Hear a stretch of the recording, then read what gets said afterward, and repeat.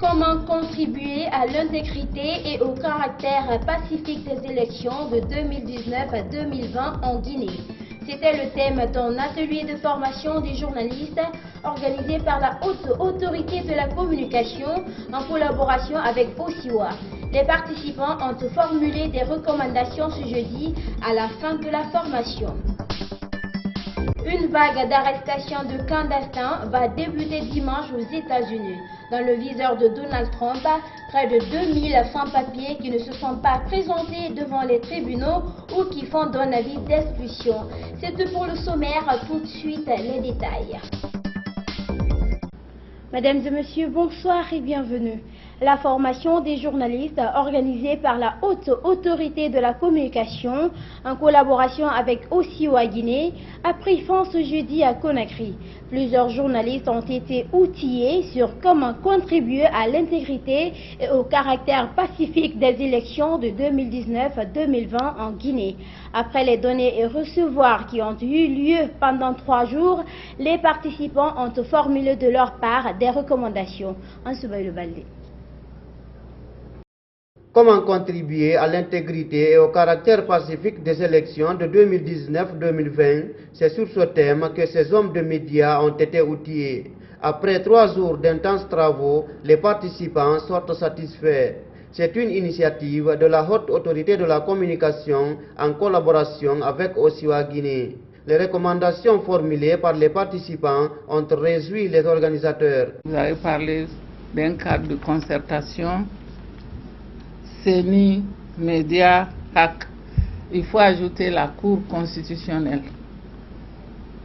Parce qu'en période d'élection, ce sont les 3 institutions qui travaillent main dans la main.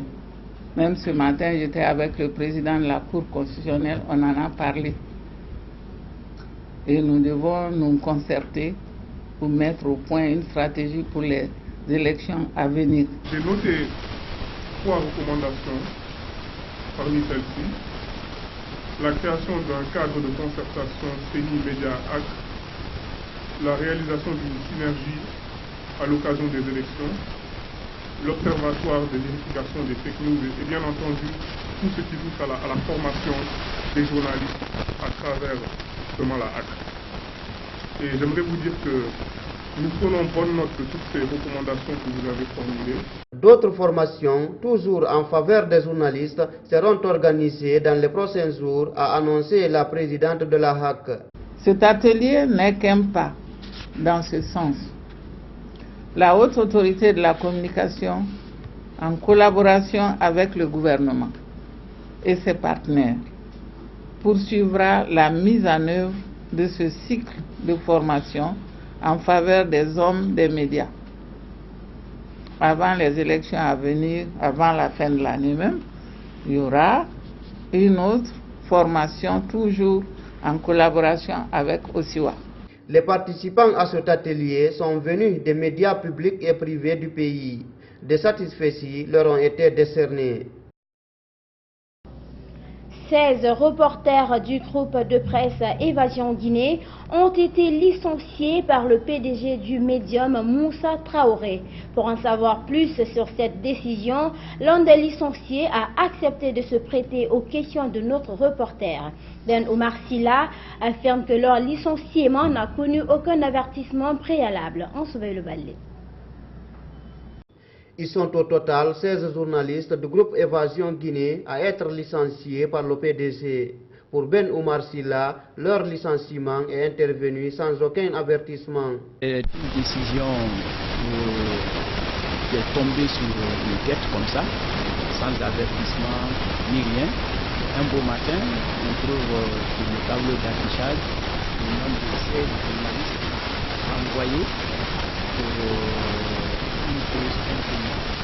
Ce qui ne veut pas dire que c'est une restriction de la maison, parce que nous, on peut retrouver chaque année. Travailler à Évasion n'est pas chose facile, dénonce-t-il. Le motif de leur licenciement est lié à une réclamation du PDG à chaque journaliste désormais de trouver un public reportage par jour. C'est ce qu'a expliqué notre interlocuteur. je qualifie cette maison d'enfer pour tous ceux qui sont passés là-bas, pour tous ceux qui ont travaillé là-bas. Cette maison est gérée à travers l'humeur de son PDG Moussa Traoré. Un beau matin, il se lève, ta tête ne le plaît pas, il te renvoie ou bien il te crée des problèmes.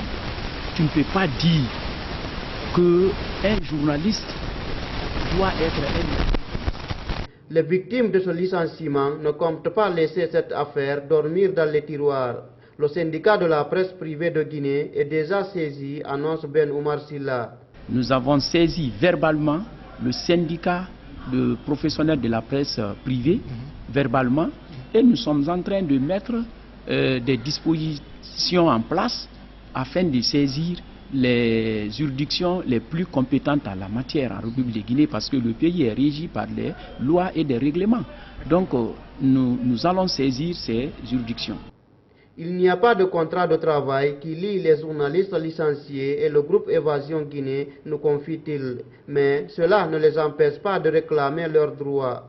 Nous réclamons que le droit de licenciement soit respecté et que nos arriérés de salaire soient payés. C'est ce que nous réclamons. Bon, c'est divers. Il y en a parmi nous qui ont 2 mois, 3 mois, 4 mois, et d'autres ont jusqu'à 1 an et demi.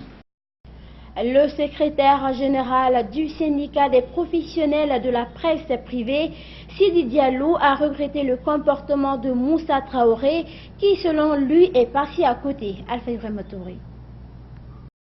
Depuis quelque temps, apprend-on, on assiste à des suspensions et autres licenciements au sein du groupe de presse Évasion Guinée.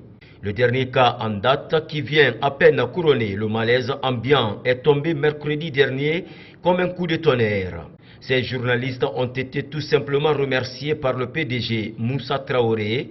Interpellé à ce sujet, le syndicat des professionnels de la presse privée de Guinée se dit surpris et situe le problème à 3 niveaux. Moi, vous allez me demander, je vous dirais que les responsabilités sont partagées.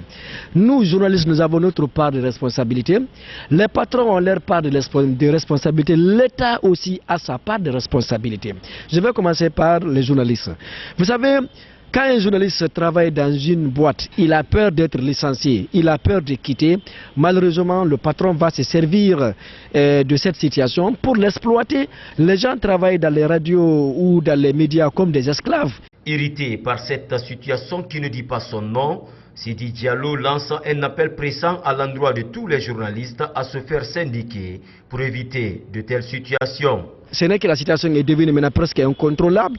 Qu'on nous dise maintenant où est le syndicat, il faudrait que les amis acceptent de se faire syndiquer, qu'ils viennent à temps, qu'on se mobilise ensemble pour faire pression sur nos patrons pour que les gens puissent nous prendre au sérieux. Plus loin, en tant que syndicat, le secrétaire général du SPPG réitère l'engagement de faire vite d'aller vers la convention collective tout en mettant la pression sur les patrons de presse. La seule solution, c'est de faire une pression, aller vite vers la mise en place de la convention collective. Dans cette affaire, Sidi Diallo estime du moins que la direction du groupe Évasion est passée à côté. Donc, pour l'instant, on n'a même pas besoin d'alerter la direction. Parce que pour nous, déjà, la direction est passée à côté. Vous ne pouvez pas prendre, je vous dis, 17 personnes au même moment. Des pères de famille, des gens qui ont travaillé durant des années, des gens qui vous avez fait des mois sans les payer, et au même moment vous les mettez à la porte sans aucune mesure. C'est en Guinée seulement vous verrez ça. À défaut de situer la responsabilité dans cette affaire, le secrétaire général du SPPG pointe un doigt accusateur sur l'inspecteur général du travail qui, selon lui, ne joue pas son rôle. Suivez. Mais si vous restez comme ça là jusqu'à ce que la situation devienne un peu incontrôlée, eh bien c'est en ce moment qu'ils viennent nous contacter. Ça, nous déplorons ça de la part des journalistes. Et l'autre part de responsabilité maintenant des patrons, c'est que vous ne pouvez pas faire travailler les gens comme ça. Si vous savez que vous êtes en faillite, mais vous pouvez licencier peut-être les gens, mais en respectant la procédure. Ce n'est pas comme ça vous pouvez mettre les gens. Il y a des préalables à faire. Il y a les mesures d'accompagnement et il y a beaucoup de choses qu'il faut faire avant de mettre un journaliste à la porte si toutefois ça ne vient pas de lui.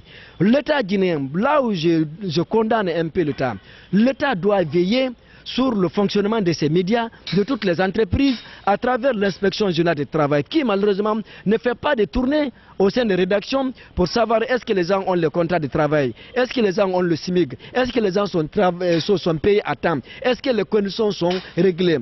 L'inspection générale du travail ne fait pas ce travail, donc c'est pourquoi je dirais que la responsabilité est partagée. Les dirigeants africains ont lancé symboliquement ce dimanche au Niger la zone de libre-échange ZLEC. Ce marché interafricain devra permettre dans les jours et mois prochains aux pays africains de commercer librement entre eux. C'est un projet qui vise à redynamiser l'économie du continent. Mamadou Tanova. Les pays membres de l'Union africaine ont symboliquement lancé dimanche dans la capitale nigérienne la phase opérationnelle de la zone de libre-échange continentale africaine ZLEC. Ce lancement est un pas vers la paix et la prospérité en Afrique et devenir le plus grand espace commercial au monde.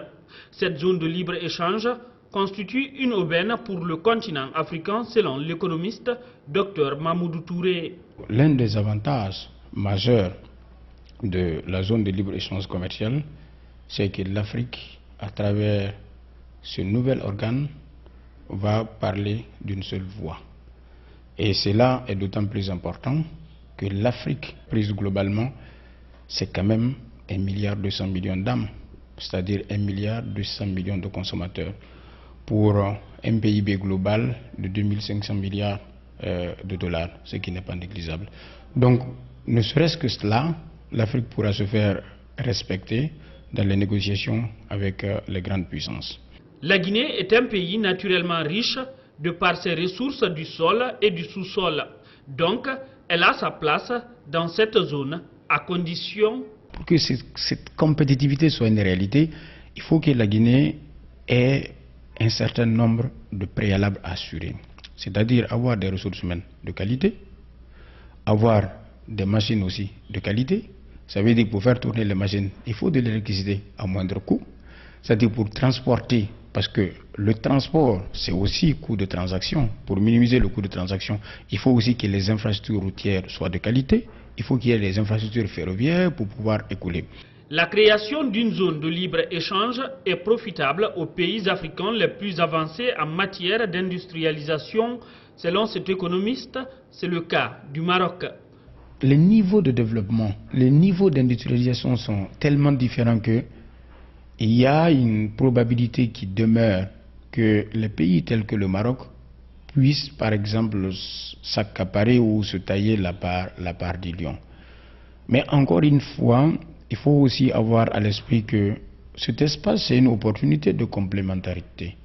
Malgré la volonté des dirigeants africains à faire de la ZLEC une réalité, plusieurs contraintes liées notamment aux infrastructures routières, institutionnelles, voire même techniques, sont à lever pour le moment. Sur le continent, le Mozambique peine à se relever après le passage des cyclones Idai et Kenneth qui ont dévasté le centre et le nord du pays, tuant près de 700 personnes. Le secrétaire général de l'ONU, Antonio Guterres, est actuellement en visite dans le pays pour rencontrer les autorités et les déplacés. Il a exhorté la communauté à renforcer son aide. Reportage. 4 mois après le passage du cyclone Idai, le centre du Mozambique reste défiguré. Dans la ville portuaire de Beira, 90% des infrastructures ont été rasées. Cette famille a dû apprendre à vivre avec moins que le nécessaire. Je fais des beignets pour que nous puissions manger quelque chose, parce qu'aucun d'entre nous n'a de travail. Avant le passage du cyclone, j'avais un salon de coiffure, c'est comme ça que je gagnais de l'argent. Dans les salles de classe, les élèves doivent désormais étudier sans fenêtre et sans toit. Quand il fait beau, on va à l'école, s'il pleut, on reste à la maison. En moins de 6 semaines en mars et avril dernier, le Mozambique a été frappé par 2 cyclones meurtriers, Idai, mais aussi Kenneth dans le nord du pays. Bilan, près de 700 morts et des centaines de sans-abri. Près de 30 000 hectares de culture ont été détruits par la montée des eaux. La distribution alimentaire d'urgence doit-elle prendre fin faute de moyens? L'appel humanitaire des Nations Unies de 280 millions de dollars n'a pas été respecté. Le secrétaire général de l'ONU appelle la communauté internationale à une plus grande aide financière. Les agences des Nations Unies considèrent le Mozambique comme une priorité absolue.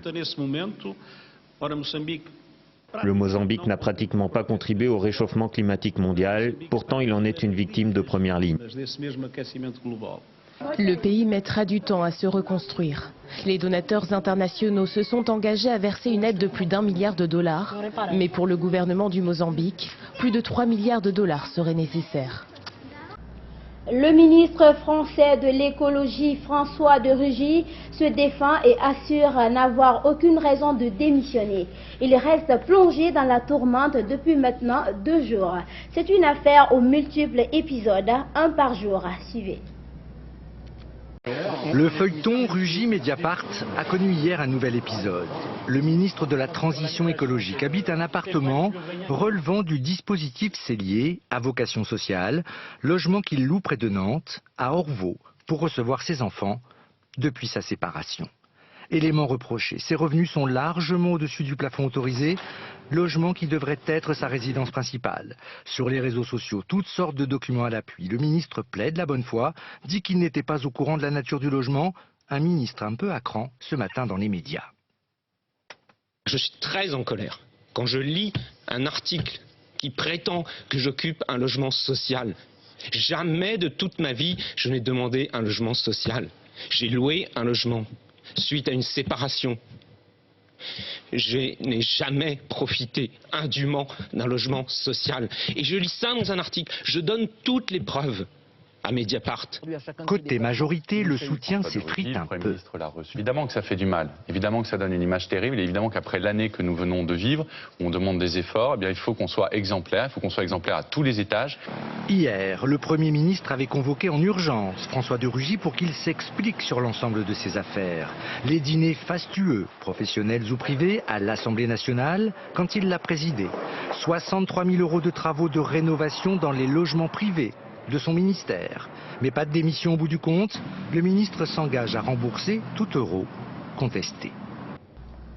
Les États-Unis doivent lancer ce dimanche une vague d'arrestations de clandestins. Une opération de grande envergure qui vise près de 2000 sans-papiers ayant reçu des avis d'expulsion. Suivez. Des militants réunis jeudi à Chicago, une poignée d'activistes vent debout contre la reprise des raids à l'encontre d'immigrants illégaux. Nous sommes ici aujourd'hui parce que l'administration Trump menace de nouveau nos communautés. Nous ne nous laisserons pas faire. Nous sommes prêts à défendre les personnes menacées. Nous sommes organisés. C'est le New York Times, citant des sources gouvernementales anonymes, qui a annoncé qu'une vaste opération débuterait probablement ce dimanche dans 10 villes américaines, dont Chicago, Los Angeles et Miami. Dans le viseur des forces de l'ordre chargées de l'immigration, près de 2000 sans-papiers ayant omis de se présenter à des audiences devant des tribunaux ou ayant reçu des avis d'expulsion. Les militants veulent faire entendre leur voix pour rappeler les droits des personnes concernées. S'ils viennent chez vous, sachez qu'ils ne peuvent pas entrer sans mandat. Et s'ils ont un mandat, ils rentreront. Alors n'ouvrez surtout pas la porte. Donald Trump, qui a fait de la lutte contre l'immigration illégale l'une des priorités de son mandat, avait annoncé une vague d'expulsion prévue pour fin juin. Mais le président avait suspendu ses opérations à la demande de l'opposition démocrate, affirmant vouloir laisser une chance aux démocrates et aux républicains de trouver un accord sur l'épineux dossier de l'asile. Un dossier toujours en suspens. Les élus de plusieurs villes américaines avaient fait savoir après la menace du président qu'ils ne coopéreraient pas. Et c'est la fin de cette grande édition des formations réalisée par toute l'équipe de Gangan RTV. À tous, merci de l'avoir suivi et merci de votre fidélité à Gangan TV.